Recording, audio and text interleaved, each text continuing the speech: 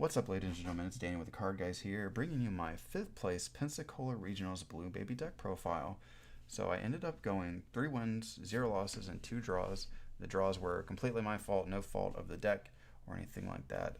Just things that I could have done differently. I'll get into them as we go through the deck profile and talk about my matchups. But yeah, I decided to run Baby because I like blue decks. They're my favorite decks to run. I usually am always on a blue deck no matter what. I played Janumber for the longest time, and then I tried Soul Striker, stuff like that. So yeah, coming back into the game from about a 1.5 year hiatus, coming back and seeing that there's this awesome blue deck that can play counterplays and annoy my opponents was just too good to not pass up. My buddy Steven, who ended up winning the event, got me on the deck, and I've just fallen in love with it. So Baby's really good because it draws so much. It doesn't feel like it loses to hand control as it should, because you draw 2 on your Awaken, and then being able to see so many cards with your leader skill just feels amazing. As well as Planet Tuffle making things cheaper is just awesome. I think this card is wonky because now they have to print cards that go around this, which we're already seeing. So I don't really enjoy that.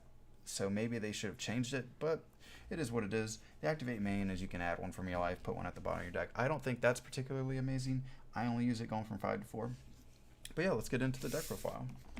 So first we're going to go over our negate packages, and we're going to talk about the only extra cards that we run in the deck, which are Revenge Big Bang Attack and 4-Dimension Magic. They're pretty much the same card. The only difference is that this can be used in more sticky situations where this is just used to draw a card and cycle. Now we talk about one of the best counters, Son Gohan Baby's Minion, just being able to turn them off from attacking unless they neg. It feels really good. I play this game as a value type of game, and this card just generates too much value, as well as being a 25k swinger when you get, and being able to put it back to the bottom of your deck, draw a card on your Awaken side is just it's just too solid to pass up. SS Trucks Heroic Prospect is really good. I only ran it at 3. I think 3 is the perfect number for it. It also creates an attacker, and it also creates a pseudo lock with things that cheat stuff out for cheap, being in the form of Son Gohan and Heroic Prospect. If they push through the Son Gohan and then you play this on their next attack, chances are they're not going to push through. And if they are, losing 3 cards for an attack or 2, unless it's a game, just is never worth it. So the card we ran 3 of was Mecha Kabora Bobbing and Weaving. I think this card is good. I ended up cutting 1 of it for an Ubuni. I hated the Ubuni. Those cards are coming out, and this card's going back up to 4. Run 4 of this. Don't make the mistake that I did, especially in decks that you have to tap an extra energy to play a extra card. This is just too good. Mafuba. So Mafuba was really solid all day. All day. It performed really well, especially against King Cold when they have the Frieza that swings, and then they pop a field spell, rip a card from here, and stand back up. This card just helps get rid of that. This card helped in King Piccolo. This card helped in the Mecha Frieza. This card was just amazing all day. It also helped in the Mecha Kabora. So it was just really good. Then we played Baby Hatchiyak. Obviously, this is the SCR you run, so SCR is too good not to run, especially since our leader can search it. And then Max Power Kamehameha. This card rarely gets used as a negate. From my gameplay, I use it mostly as a 1 energy, get rid of a big threat off the board. I find that to be super worth, because on our turns we're not doing a whole lot with our energy, especially after turn 4. So being able to just 1 energy, get something away, or have a negate that can constantly recur just feels really good. So that's our negate package. The only thing that I'm going to change up is maybe bumping it up to running the Mecha Kabora, or the Megi Orb Bobbing and Weaving, because just having an extra 15k attacker makes this deck feel like aggro when it's really not. So counterplays we run. Obviously, you run 4 of the Baby Diabolic Parasite. It's just too good not to run. Creates a 19k body, gets rid of things. It's really good early game, and it's a 1 mana. SS God Sealing Technique. I might bump this up to 4. It just felt, I think it overperformed more than it should have over the course of the weekend. I run 6 Unisons because I think this card needs to be live past turn 4 at all times. I think your opponent should have to play around this card. As a matter of fact, in my opening hand, I just keep this card. I think it's that powerful. So, yeah, I probably won't bump it up to 4. That's a bad ratio for it, but yeah. Then we play 3 Baby Golden Avengers. I think 3 is the perfect number. A lot of people are running 2. The reason why I like 3 is because it's an easy charge early. If you draw it early after the mulligan and you see it, you don't have to worry about holding on to it if you only run 2. You run 3 so that way you can charge it and feel good about yourself about charging it. Now, you charge the second one, good luck with the game. But So something about this one is I never got the baby unison off, so I never only discarded 2, got this for free. I cast it for 5 every time, and it never felt bad. Never felt bad, especially when you're playing into King Cold, King Cold, and they go to baby you, and then you go, okay, ape. Like it just feels disgusting. That is a 6 energy play, but usually you can get them there. Just don't take swings early. So yeah, I like this card. I'm gonna get Winter Promos too. I think they're a beautiful card. And then we also ran 2 hits. This only came up once, and it was against Mecha Frieza, and it did really well into that. I run it because if you don't need it, it's really easy to charge it and get rid of it. But when you do need it, especially against things like King Vegeta, where you can just kind of get rid of their little 1-drops and make them have to respend the energy, that's a super important thing. Stuff like that, as well as it generates you another 15k body. Again, he didn't do phenomenal all weekend, but I'm leaving him in because when he does do good, he does his job well. So these are the counters I play. I don't think the ratio is going to change. I think the 3 babies felt really good. Again, I'm definitely not pumping this up to 4. 3 is where it's going to be at. Thank you, Jared, for letting me borrow 2 of these from your baby deck. I appreciate you so much, buddy. So we'll get more into shoutouts at the end. So this deck is pretty linear. There's a cookie cutter build of it, and you only get to play around with a few different cards. So I had to identify the issue of what the deck's biggest problem is. And the biggest problem is decks that go wide. Decks that go tall, easy, super easy to beat. They don't attack that much. You negate once or twice, and then boom, done. Decks that go wide, a completely different story. They can push through Son Gohan, and then usually decks that go wide, aside from Dark Broly, get around the Gohan and Trunks lock, or soft lock. So I decided to go with 2 Kamis, 2 Son Gohan, and Piccolo Skill Sharpened. So today, I think it was round 3, I played into King Vegeta. This card put in so much work against that deck. That deck is scary, it hits really hard, and it hits for critical, which means when you're taking those hits, they're going to push your crap in, and you don't want to take a 30 or a 40k double strike critical if they add Kai to it. It's just not good. So being able to remove them for 1 energy is just too good. Kami didn't come in handy too much today, but when he did, against my Mecha Kubora matchup, he put in work. My buddy Jose plays a mean Mecha Kubora list. It can be aggressive and it can be controlly, and he plays them both incredibly well. So on turn 3, he actually had like 5 or 6 cards just slamming into my face, and I had to tap out for it, but I had to Kami or I would have lost the game. Both games 1 and games 2. So I just run 2 because I want to make sure that I see them, as well as when you do end up going for game, a lot of times you're swinging for big numbers because of super combos and just getting rid of everything, because everything is a battle card for the most part. So just being able to play him, draw an extra card, and then swing at the 5k, and then hopefully you see something else was good too. I'm not cutting these ratios up. If anything, I will be citing an extra one of this card. I think it's that powerful, and King Vegeta is a hard matchup for this deck. So and then this deck also needs draw power, and like I said, I'm a big value player, so I think this card is really good. It gets you out of swings early as well. It acts as a, I say negate loosely, but a lot of times in their game, they're going leader swing 10k, leader swing 10k, leader swing 10k, leader swing 10k. This gets you out of that. You don't want to take damage a ton, but this just allows you to, avoid 1 extra damage as well as draw. My favorite is when you're not going into decks that are hyper aggressive, and you're going into your turn 2, they swing their leader, boom, you dump this, you draw on 2. Yes, you tap out. Usually that doesn't matter. And if you're playing baby, chances are you know the meta well enough to where you know when you can and can't tap out. Like if you're at 4 energy, obviously you don't tap out. But this card was good all day, as well as it gives a hatch discard. I never got to discard this with hatch. Usually the turn or 2 after I hatched it just 1 anyways. So yeah, this card might go up to 3. Probably not though. All right, super combos. We ran 2 Vegeta, 2 Zamasu. So this card is what it is. It's amazing. The only drawback is it's a +0, so if they foo you or anything, you're just kind of done skis.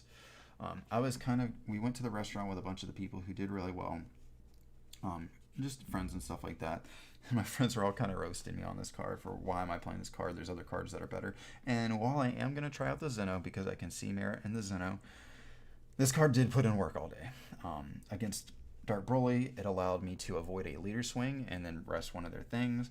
Against Mecha Kubora, did the same thing, and it came in really handy against my King Cold matchup, where my buddy Ty played the field spell that gives 10k double strike, gave it to his leader, then swung with his unison, left it at 15. I avoided 15k when I was not awakened yet, and then I got to rest his leader and just stop the double strike that was coming. So for one card, I avoided 3 damage, which to me is worth. I think this card's amazing. As a matter of fact, I have an order of SPRs. I will probably end up leaving this in. I'll just experiment with the Zeno before the G Series event, but this card's amazing. And it also fixes our going wide issue. So now we run into the Unisons. We ran 2 Baby and 4 Majin Buu. I wish I could run 6 of this. I would do it in a heartbeat. This card is energy. Yes, it's good because yes, you can do it on 3. You should never do this on 3. But yes, it comes out with 5 markers, but that doesn't matter. It draws you a card, and like, yes, you can neg 5, but they're not going to let you get to 5 unless you tug. And that just seems like a waste to me. You're going to be sitting on a lot of energy anyways. This card is what allows you to just stay in the metagame right now.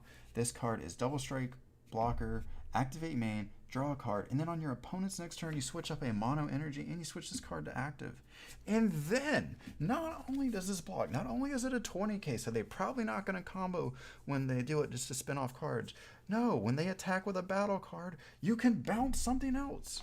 So if they ever try to go for game with a battle card, good luck, because as soon as they start comboing, you bounce it back. Like, it's just too solid. It's too good. I think any less than 4 of this is a mistake. This card literally is only here to be cast on turn 4 to get the Trunks God Stealing technique if I need it off. That never happened. This was energy all day.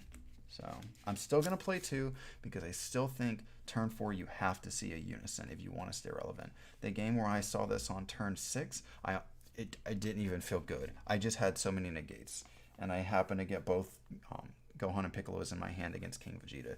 You need this card to be relevant right now, I think. So that's our Unison package.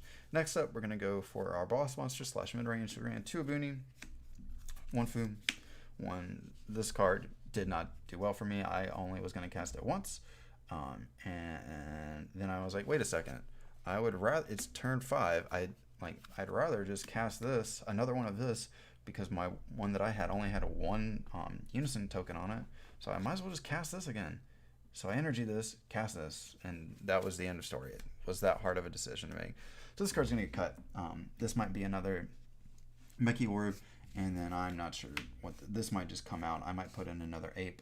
I've thought about running Sensu Beans. A lot of decks right now just swing for 15, leave it at that. Sensu Bean helps that issue, as well as it gets around the silver bullet known as Gohan. So Android 17, I didn't cast it all day, but it's a really good card. You have to run it, especially for the mirror match, which I did not see. And then Fushire on the Mystery. This card was good. I actually never won the turn I cast it. I usually won the turn after I cast it because they were just so low on resources. So yeah, this card's amazing. I actually think this card should get banned. All right, so talking about our sideboard. So I'm going to go over the cards that I sided, and we're good. So Black Power Madness Sand, I only played into King Vegeta. That was, it would have been good into. I played it. They had to waste an energy to pop it. Fun fact, I did not know that their field spell said I can neg 5. It did come in handy because it did allow them to not pressure as much on their turn 2. So it was very good for that. Clash, this is for King Cold. This is when they go all in.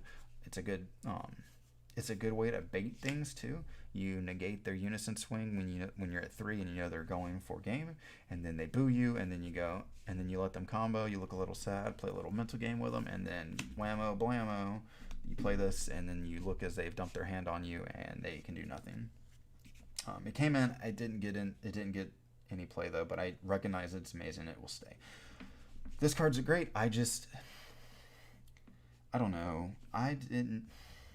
Games 2 is wonky, and I never played a deck that I was like, if they see this card, I just lose.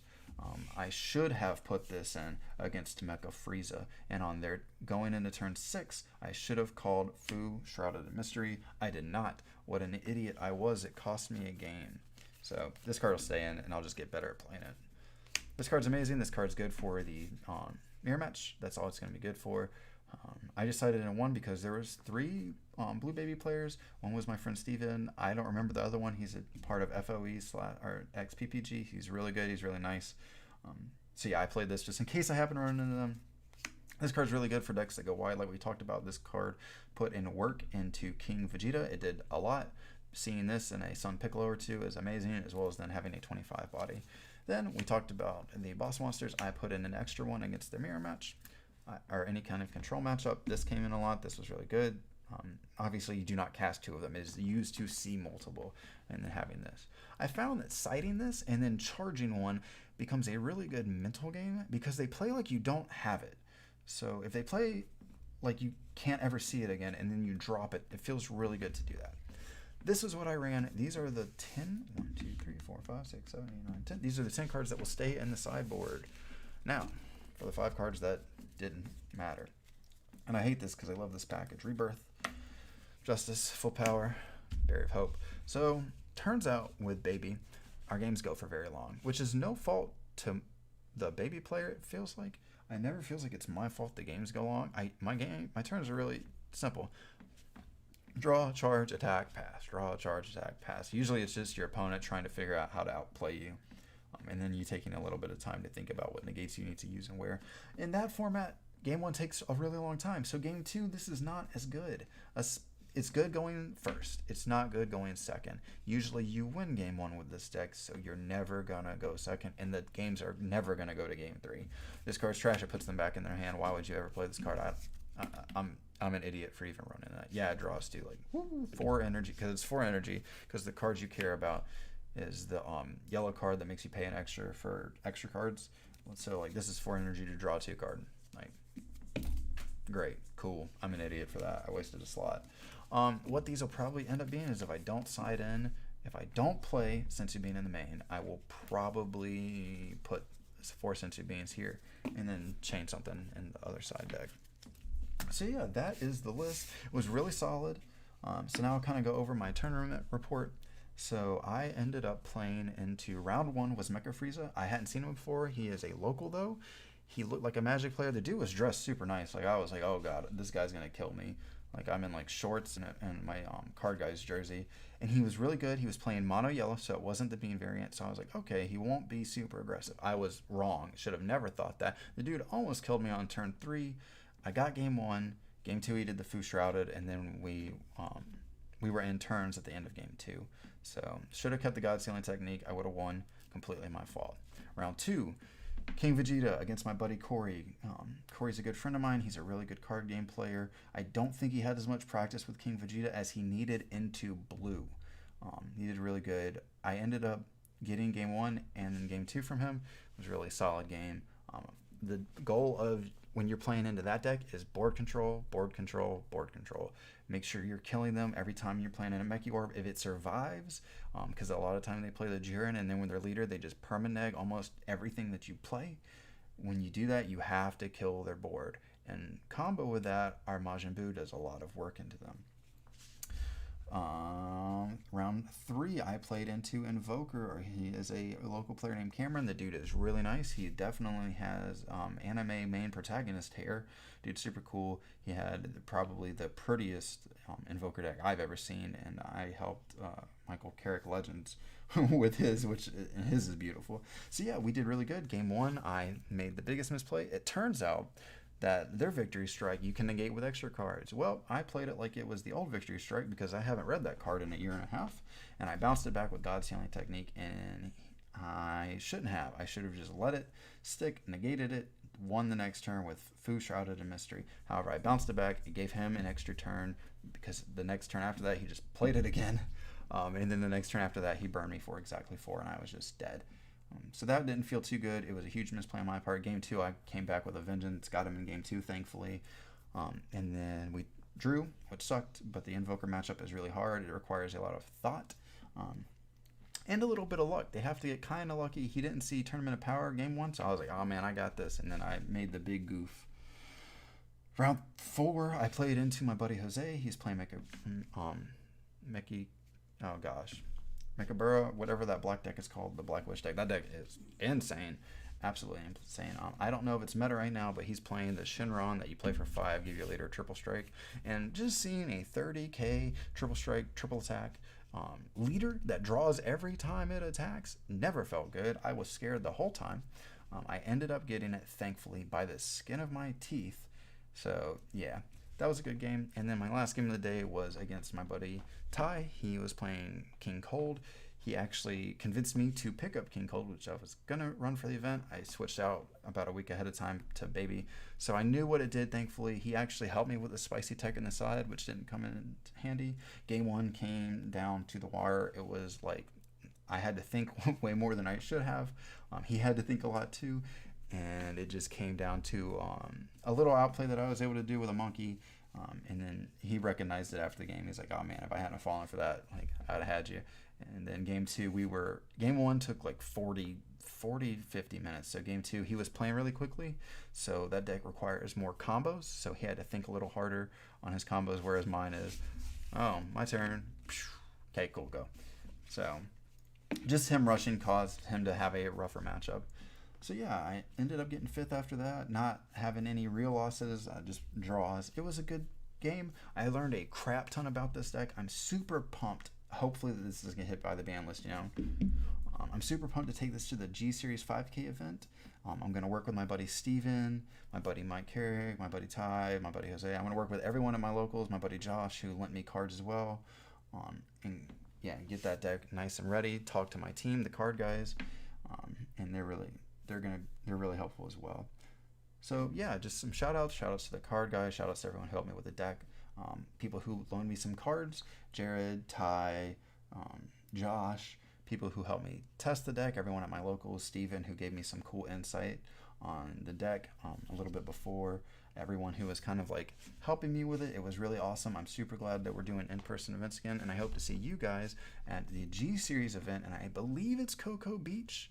So yeah, have a great night.